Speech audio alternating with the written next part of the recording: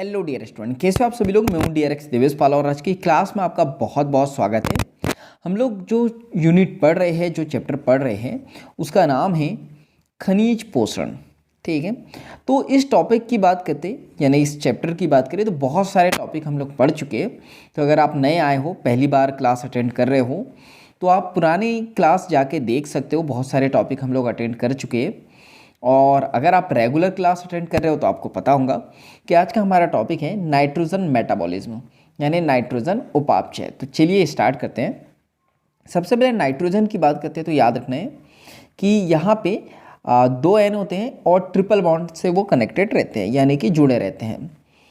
और ये जो N2 है, यानी कि ऐसे लिखा हम लोगों ने 1 2 3 N, दो एन ट्रिपल बॉन्ड के रूप में जुड़े रहते हैं और अमोनिया में जो है बदलने की प्रक्रिया करते हैं। उसी को हम लोग कहते हैं नाइट्रोजन स्थिरीकरण।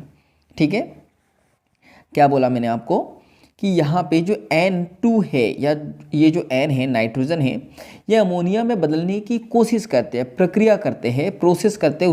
उस प्रोसेस को हम लोग क्या कहते हैं, नाइट्रोजन फिक्सेशन। यानी नाइट्रोजन किस में परिवर्तित होगा, अमोनिया में। इसी को हम लोग नाइट्रोजन फिक्सेशन कहते हैं।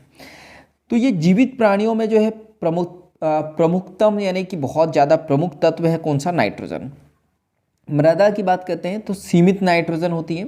पादप सूक्ष्म जीवों से प्रतिस्पर्धा करते हैं, यानी कि जो प्लांट है वो जो माइक्रोब्स होते हैं, यानी जो सूक्ष्म जीव होते हैं, उससे कंपटीशन करते हैं। प्रतिस्पर्धा का मतलब क्या होता है, कंपटीशन करते हैं कि सूक्ष्म जीवों को भी नाइट्रोजन चाहिए और प्लांट को भी चाहिए, क्योंकि दोनों के लिए यूजफुल है। तो ये कंपटीशन करते हैं।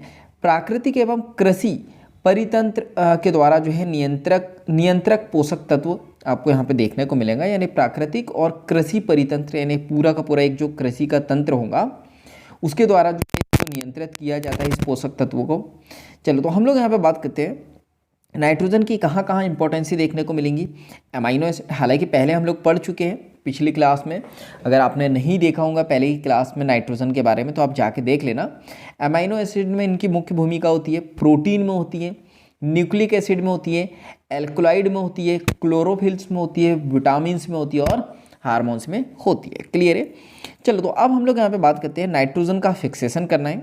तो देखो, एक पहला तरीका क्या है, तो पहला तरीका यहाँ पे देखते हैं। ये N2 है, तो पहला तरीका है इलेक्ट्रिकल फिक्सेशन। ठीक है, इलेक्ट्रिकल के द्वारा जो है फिक्सेशन होगा। तो देखो, जब बिजली चमकेगी तब, और पराबैंगनी विकिरणों के द्वारा, ठीक है, जब लाइट आएंगी और अल्ट्रावायलेट रेडिएशन के द्वारा जो है यहाँ पे N2 का फिक्सेशन होगा। समझ में आ गया, बिजली चमकेगी तब और धूप से जब पराबैंगनी किरणें आएंगी तब, तो वहाँ से जो ऊर्जा प्राप्त होंगी, तो ये जो N2 है किस में परिवर्तित हो जाएगा, नाइट्रोजन परऑक्साइड में, नाइट्रिक ऑक्साइड में और N2O नाइट्रस ऑक्साइड में। क्लियर है। तो ये दो के द्वारा हो गया। इसके बाद हम लोग यहाँ पे बात करते हैं, यहाँ पे ये हमारे पास में है, इस रूप में है हमारे पास में नाइट्रोजन 2NO2, यानी नाइट्रोजन डाइऑक्साइड है। ठीक है, यहाँ पे वाटर है। वाटर कहाँ से आया, वर्षा वन से। वर्षा वन का मतलब क्या होता है, रेन वाटर, यानी बारिश हो रही है आसमान से, तो उसके साथ ये मिल गया और यहाँ पे ये नाइट्रस अम्ल और नाइट्रिक अम्ल में परिवर्तित हो जाता है। ठीक है, जल के साथ मृदा पर गिरते हैं, तो इसी को हम लोग कहते हैं अम्ल वर्षा। सुना है आपने अम्ल वर्षा क्या होती है? तो अम्ल वर्षा का मतलब क्या होता है, ये जो नाइट्रोजन है जब वाटर के साथ मिल जाता है तो ये नाइट्रस अम्ल नाइट्रिक अम्ल में परिवर्तित हो जाता है, और जब ये आसमान से गिरते हैं तो ऐसा बोला जाता है कि अम्ल वर्षा हो रही है।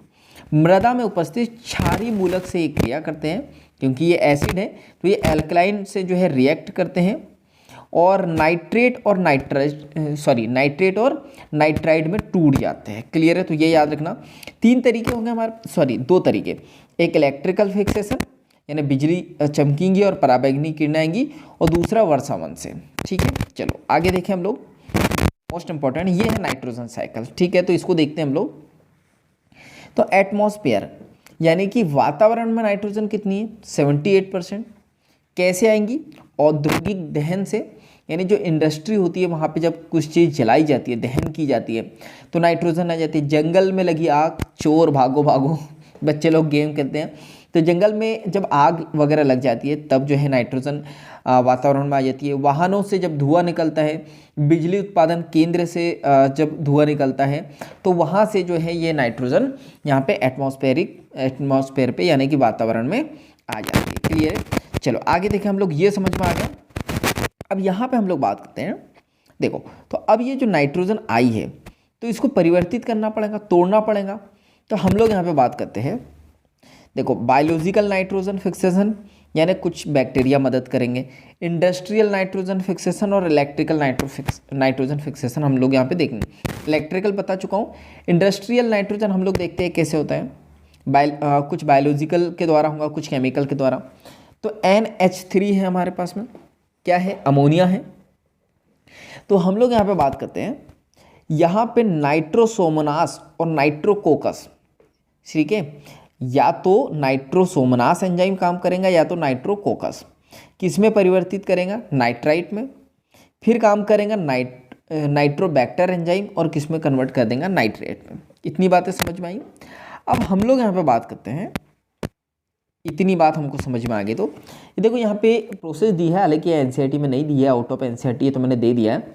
ये फर्स्ट पोजीशन, ठीक है, कि यहाँ पे अमोनिया के साथ यहाँ पे 3O2 मॉलिक्यूल मिल गए, नाइट्रोसोमोनास और नाइट्रोकोकस, यही वाले बैक्टीरिया ये हुए, तो आपको ये प्रोडक्ट मिल जाएगा, ठीक है। इसके बाद यहाँ पे भी यही हुआ कि ये आपके प्रोडक्ट, ये सॉरी यहाँ से 2 मॉलिक्यूल है, NO2 के प्लस ऑक्सीजन मिलेंगी, नाइट्रोबैक्टर एंजाइम काम करेगा, सो 1 मिनट, और यहाँ पे ये बना देगा 2NO3। क्लियर है? तो ये कैसे कन्वर्ट हुआ ये बताया गया है, ये मतलब अमोनिया से कैसे ये कन्वर्ट हुए हैं, सो 1 मिनट। तो बस यही बताया है, तो ये याद नहीं भी रखोगे तो आपका काम चल जाएगा, ठीक है। चलो तो इसके बाद हम लोग बात करते हैं, हाँ ये दोनों बैक्टीरिया कैसे हैं, नाइट्रीफाइजिंग है, ये नाइट्रोजन फिक्सेशन के लिए ही यूज़ होते हैं। तो नाइट्रीफाइजिंग बैक्टीरिया कौन से, नाइट्रोबैक्टर और नाइट्रोसोमोनास या तो नाइट्रोकोकस। इसको हम लोग कहते हैं कीमो ऑटोट्रॉपिक यानी रसायन पोषी। क्लियर है? चलो तो यहाँ पे हम लोग बात करते हैं, ये नाइट्राइट और नाइट्रेट में कन्वर्ट हो गए थे। अब इसका अपटेक या इसका उद्ग्रहण उसको कौन ले लेगा, ये प्लांट में आ जाएंगे, प्लांट का बायोमास यानी प्लांट का जैवभार, यानी ये सारे किस में आ गए, प्लांट में, ठीक है। अब प्लांट को कौन खाएगा, एनिमल खाएगा, तो ये एनिमल के बायोमास में आ गए। अब हम लोग बात करते हैं, एक तो ये तरीका है, ठीक है। अब क्या होगा, ये प्लांट का जो बायोमास है, ठीक है, या एनिमल, प्लांट या एनिमल, ये सड़ेंगे, जड़ तना पत्ती टूट जाता है। प्राणी की बात करें, जब इनकी डेथ हो जाती है तो ये सड़ते हैं, ठीक है, तो सड़ा हुआ जैवभार। तो हम लोग बात करते हैं, अब ये जो सड़ा हुआ जैवभार है, अब इसमें क्या होगा, तो हम लोग बात करते हैं यहाँ से अमोनीकरण होगा, यानी ये सारी चीज़ कन्वर्ट होते होते अब किस में परिवर्तित हो जाएंगी, अमोनिया में। क्लियर है यहाँ तक के? अब इस अमोनिया की बात करते हैं, तो इसको इधर देखो, ये जो अमोनिया है इसका क्या होगा, विनाइट्रिफिकेशन या डीनाइट्रिफिकेशन कहते हैं, यानी कुछ अमोनिया तो वाष्पीकृत हो जाएगा, कहाँ पर, एटमॉस्फेयर पे। क्लियर है? और कौन करेगा, ठीक है, कौन करेगा, तो ये देख लेते हैं हम लोग। देखो तो ये जो अमोनिया था ये फिर से साइकिल चल जाएगा, देखो ये अमोनिया था, कुछ फिर कन्वर्ट हो जाएगा और कुछ वाष्पीकृत होके ये जो है वातावरण में चले जाएगा। देखो यहाँ पे याद रखना, ये डीनाइट्रिफिकेशन यानी अमोनिया को फिर से नाइट्रोजन में बदलने के लिए कौन कौन से यहाँ पे बैक्टीरिया रिस्पॉन्सिबल है, मोस्ट इंपॉर्टेंट याद रखना है। देखो तो कौन कौन से, स्यूडोमोनास एंड यहाँ पे थियोबासिलस और माइक्रोकोकस बैक्टीरिया जो है रिस्पॉन्सिबल है। तो बैक्टीरिया के नाम नहीं भूलना है आपको, ठीक है।